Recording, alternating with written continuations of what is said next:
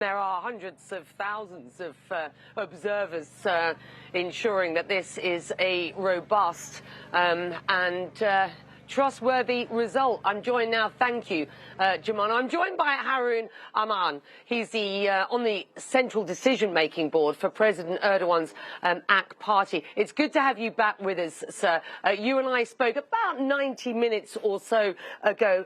We've got further numbers, and we are seeing certainly the early preliminary numbers suggesting that neither of the leading candidates, neither the incumbent President Erdogan or the leading opposition candidate, has the 50% needed to win this in the first round. So are we heading for the first ever runoff in Turkish presidential history? Hello, Becky. Let me just get a few points straight before I answer your question. The previous guest that you had, the opposition propagandist, she was mentioning about the Russian interference to our election. I mean, this is ridiculous, and they know it.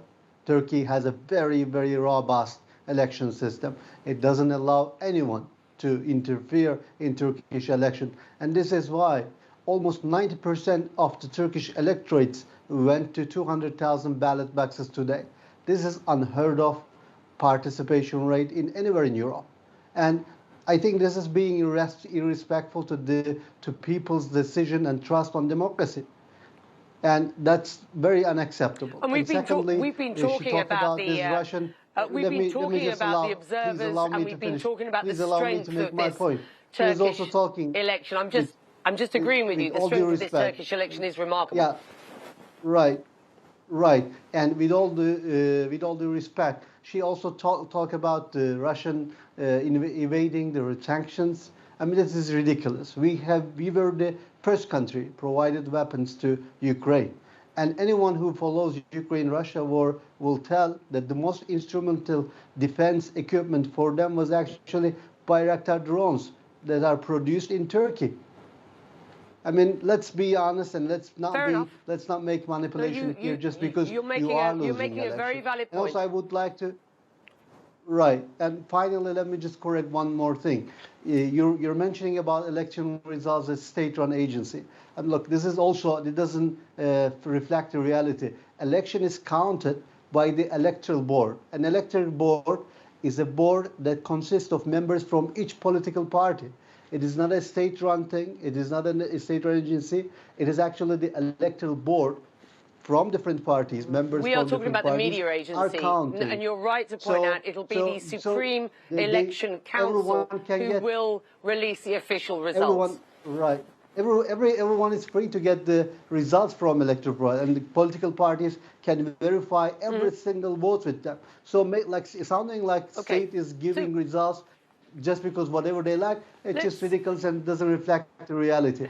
Back to your question. Let's talk about the potential for the first ever runoff race in Turkish presidential history. Is that where we're headed at this point? To your mind, with your perspective, given what we are seeing at present?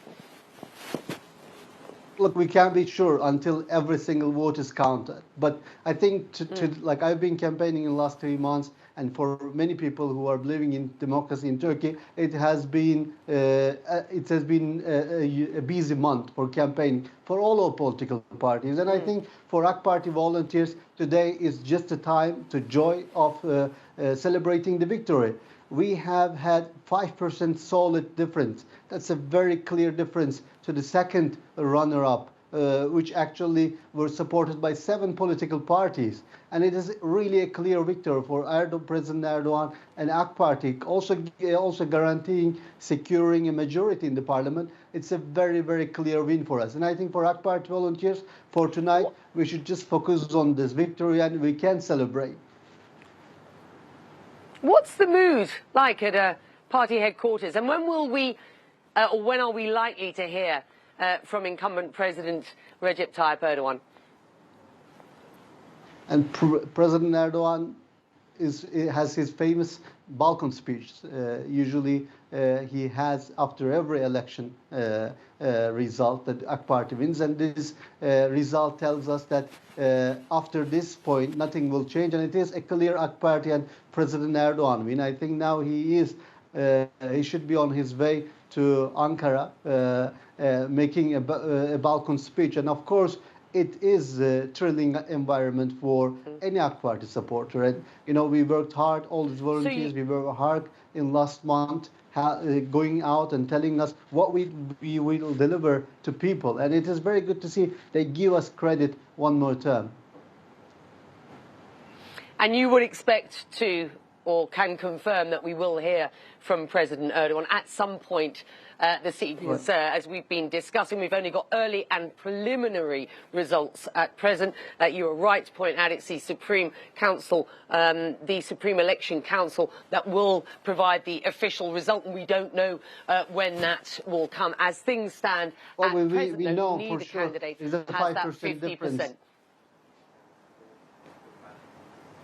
There's going to be a 5% difference between President Erdogan and the second runner-up. And you would expect that we will hear from President Erdogan at some point in the hours to come? Yes, sure. Hassan, thank you very much indeed for joining us. It's been good to have you on. Your perspective, obviously incredibly important as we move through the hours to come. It's 12:15. It's going to be a long night. It's going to be a long night, sir. Thank you very much indeed for your time.